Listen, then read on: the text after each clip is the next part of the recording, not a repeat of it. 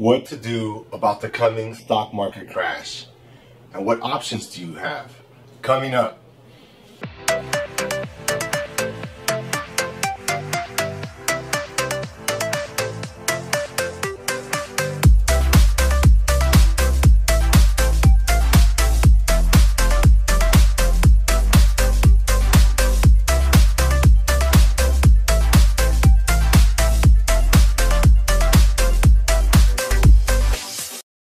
Hi everyone, this is Ernesto from AttaBoyCowBoy, and on this channel we give you health and wealth tips to help you be more successful. Now, I've been talking the last 6 months to a year about the coming stock market crash, and it's getting worse and it's gonna happen any day, and I'm having a lot of friends asking me about what they should do. And these are very unusual times, so let me explain what's happening. Now, I studied economics. I got a master's in economics, and I love economics. It's one of my passions. I read all the time on my downtime. And during the Great Depression, which was the greatest economic collapse we've had to date, it was in 1929 to 1933, and we experienced about a 29% contraction of GDP. That means that your economy shrank 29%. Imagine you're getting paid $100 a month and now you're getting $71 a month, something like that. But the whole country and the whole world, that's a big difference if you lost 1/3 of your income from one day to the next. Now, during COVID, we had a huge economic contraction worldwide. And just to start off, the first few months, the first quarter in the United States, we experienced a 32 annualized contraction. That's greater than the Great Depression. So that's already telling me this is going to be worse than the Great Depression, in my opinion. Now, I'm looking at the economic indicators and they're mixed. They're all over the place, but there's a lot of bad things for the market. So I'm going to focus on the stock market because that's what this video is about. Now, companies, they should function on fundamentals, right? So let's say you're Apple. How much money did you make? Let's say you're Tesla. Did you make money or not? If you make money, people should buy the stock. It should go up, right? Normally. If it doesn't make money, lost money, people should not buy their stock, and they should sell their stock, and they should go down. It seems very rational, but people need to understand that the stock market is not rational at all. It's very irrational. That's what I mentioned in my other videos, and that's what I learned in school when I was studying and talking to my professors, that markets like the stock market are built on emotions. Other things oftentimes are not. They're built on fundamentals. Like if you buy a house, how much of the price is worth in your neighborhood? Well, that's what they're worth. That's what you're going to pay, right? So whether it's up or down, whether you're selling or buying, there's some type of a threshold that you can compare. But stock markets are not like that. It's totally based on emotions. So right now, what's happening all over the world, I'm getting people from different countries writing to me, telling me how they're learning about stock trading. And I'm just thinking, oh my God, like that's not good. Because I think about sheep. Getting sheep pushed over a cliff or getting pushed into a packing house to get cold, or killed. No, man. The ones in the front can see, but all the sheep in the back can't see. All you can see is the butt of the sheep in front of you, right? My dad's from a ranch, and they have a lot of sheep and cows and pigs and everything, and we grew up going over there. And you learn about herd mentality in these environments, because the sheep, that's why you have a sheep herder, you have sheep herder dogs. They follow the ones that are in the front, and they just go. That's why you ever see sheep, they're like in a big flock. Okay, so that's how humans are in a lot of things, especially in markets, in the stock market. So right now, there's this weird thing where people are making a lot of money, especially in the US, from unemployment, stimulus checks, all these different programs to prop up our economy so it doesn't collapse. Now, those are very, very good programs, but they're causing distortion, it's called.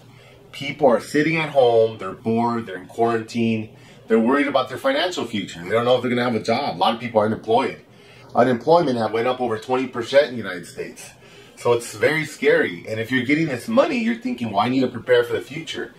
And there's something called FOMO. F-O-M-O. It means fear of missing out.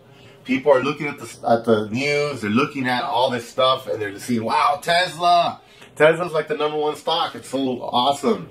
I bought a bunch of Tesla at 179, and I sold it further down the line. But it was over 2,300.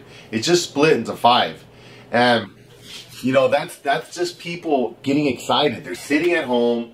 They have no investment experience, and they don't want to miss out. They keep seeing all this stuff, and they have like their friend or their neighbor, hey, I bought some Tesla, and it went up like 30% in a month. You know, I mean, that's awesome. But you don't know when you're going to fall off the cliff like that sheep. You're looking at that butt in front of you and you're walking and it looks great. But all of a sudden there isn't anyone there. And then you look and you're at the edge of a cliff and you're falling off. It's too late. So that's what's happening right now. People have a lot of extra money, in a lot of cases more than they normally have. They're bored, they're scared, and they're investing it in the hype. What they're seeing on the news about Tesla and about, you know, Apple and all these other big companies. Those are great companies. But right now, just my personal, I'm not buying any stock, nothing. And I'm telling my friends, stop buying stock, don't buy anything.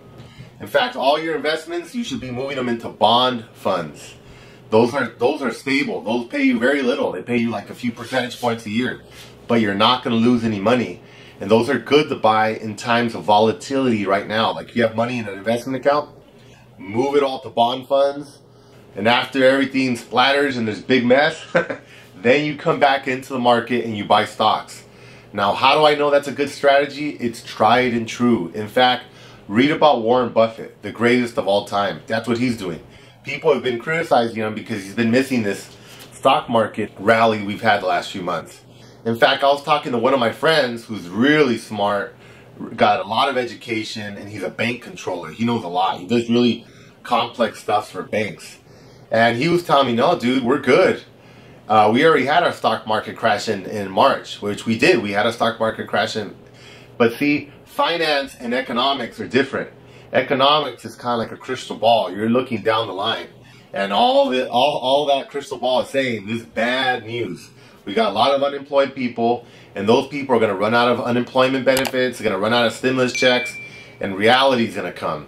And it's already starting. A lot of people are getting evicted around the country, and it's going to be ugly. We're going to, as I've said before, we are in a depression, but it's being artificially sustained by all this stimulus money, okay? So you need to pay attention to what's happening. Pull your money out of the market, put it in bonds, save your cash. Warren Buffett, as I was saying, he pulled all his money out.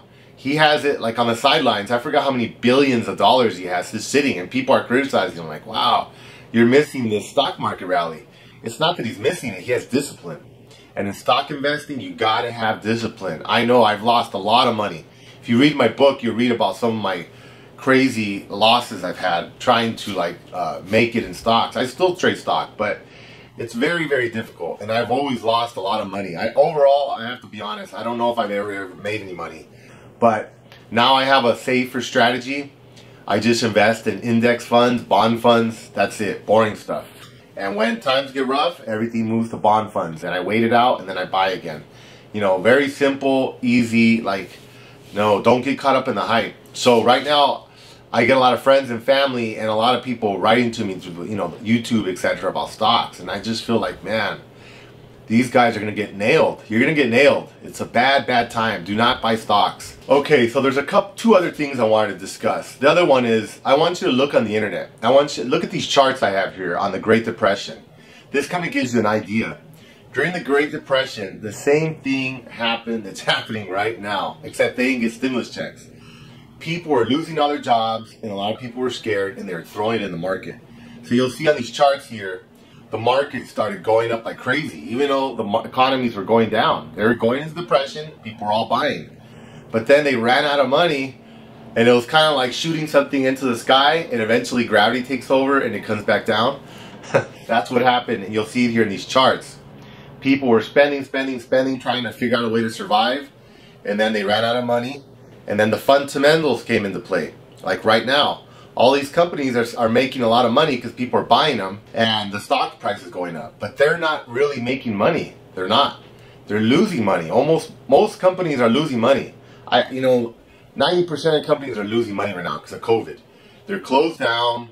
A lot of their customers do not have money to spend. There just isn't a lot of money in circulation. 1 in 10 workers in the United States work in restaurants. Guess what's happening in restaurants? Most of them are closed, or they're working at 25% capacity, or the takeout only. You know, if I go to a nice restaurant and I pay 40 bucks or 50 bucks for a nice meal, I'm not going to pay that much for something that comes in styrofoam or in a paper box I'm going to take home and eat on my couch. No way, no one's gonna do that. You pay those high prices because of the ambiance, the music, the beautiful people sitting around you, the waiters and all this fancy stuff. You want to impress your girlfriend or your boyfriend or your wife or whatever, right? You're not gonna pay that to eat at your house. You're just gonna go to McDonald's and get something for $5 or $10. So restaurants are getting killed, and a lot of other industries are getting killed. I'm just using restaurants as an example, but everybody's getting killed. So those people are not spending. So all businesses are losing money right now. They're not doing good. But yet people are buying the stock because, again, they're sitting at home, they have extra cash, they're driving the price up just like they did during the Great Depression.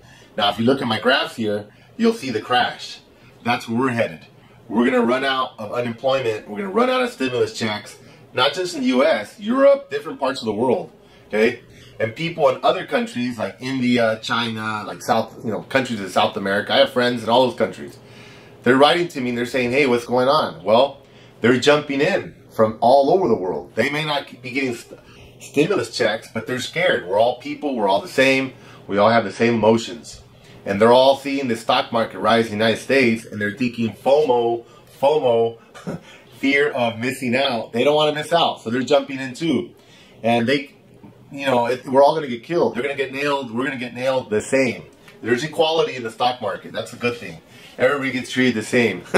And we're all going to get nailed. I'm not, because I'm out of it. I'm taking money out. It's in bond funds and stuff like that. So if you see the graph, you'll see the same decline. You're going to see the same thing happening here in the stock markets in the next few months. Nobody could tell you when. It could be next week. It could be in a month or 2 months. But it's definitely going to happen. 100% guaranteed. That's why Warren Buffett's not buying anything. I'm just using him as one example. He's actually investing in solar farms, which is really cool because that's one of the videos I made. The best investment during COVID, solar. If you have a house, apartment, whatever, invest either in companies that install solar or put solar on your house. Hands down, the best investment, greatest return on investment, especially in a time of uncertainty like this. Get solar panels. Another thing I want you to pay attention to is the second thing is you got all these startups going public. I don't know if you're into stock, or if you're reading the bid, you're gonna say, oh, this company, they went in, they doubled, they tripled.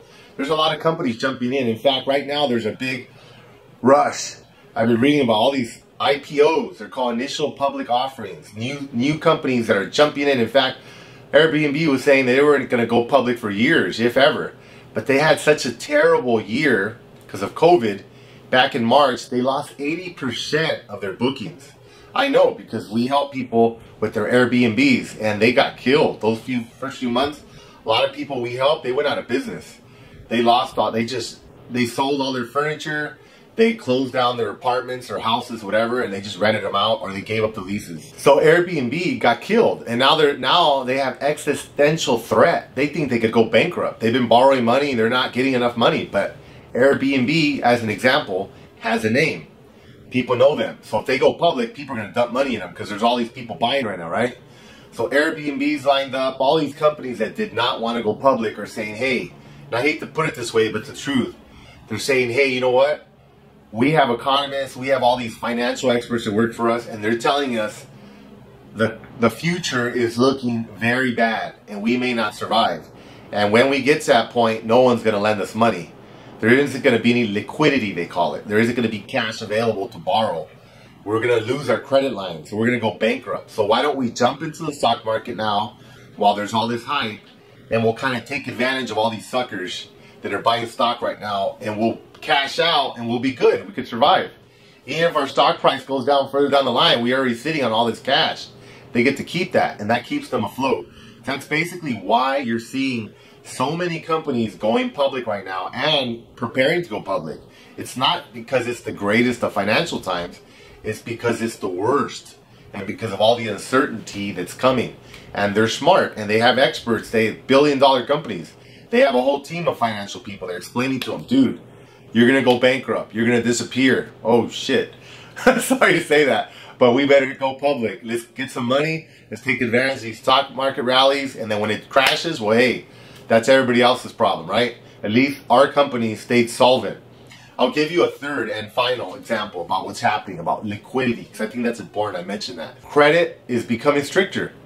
We were trying to refinance. It was oh my God, they said it was like 2 weeks. It took over 2 months, and they just kept checking and checking. They're cutting credit lines on credit cards. They're closing HELOCs, home equity lines of credit. They're closing them. They're not offering them. We tried to get one. The banks told me no one's offering those right now. It's kind of like a credit card, but on your house. I have a video on HELOCs if you want to check it out, but they're not offering them. And the ones they have, they're closing them. And if you have credit cards, like you have one that's like $50,000, Capital One and a bunch of other banks are cutting them. I had a friend that told me, dude, I tried to use my card. I had a $50,000 limit. I logged in, all of a sudden I have a $10,000 limit. The banks are not dumb. They don't want to get screwed with bad debt. So they see what's happening and what's coming, and they're saying, hey man, a lot of people are going to file bankruptcy, so we're going to cut our losses. We're going to cut those credit card limits down so that all these people that become unemployed can't go out and spend that $50,000 on living expenses and paying rent or whatever, and then file bankruptcy and leave us with the bill. Because remember, nobody pays back credit cards when they go bankrupt. They're the first ones that get screwed over. So that's why you're seeing all this. And the exact same thing happened during the Great Depression. The banks started cutting credit limits. Exact. It's so funny because in school we analyze the Great Depression, and all of it's happening right now, right in front of us. But it's kind of like the Titanic, you know? You think you're safe because you're in this big metal boat until you hit that iceberg and everybody sinks. That's what's happening right now. We see this economy. It's great. We're the biggest economy in the world. There's all this liquidity. There's all this money. It's all going to disappear. So be careful. Manage your money out of stocks. Put it in other investments. And if you're not sure where to put it, watch my other video on solar panels. That'll give you some really good ideas. Thank you for listening. And from Los Angeles, this is AttaBoyCowBoy. Thank you again. Bye-bye.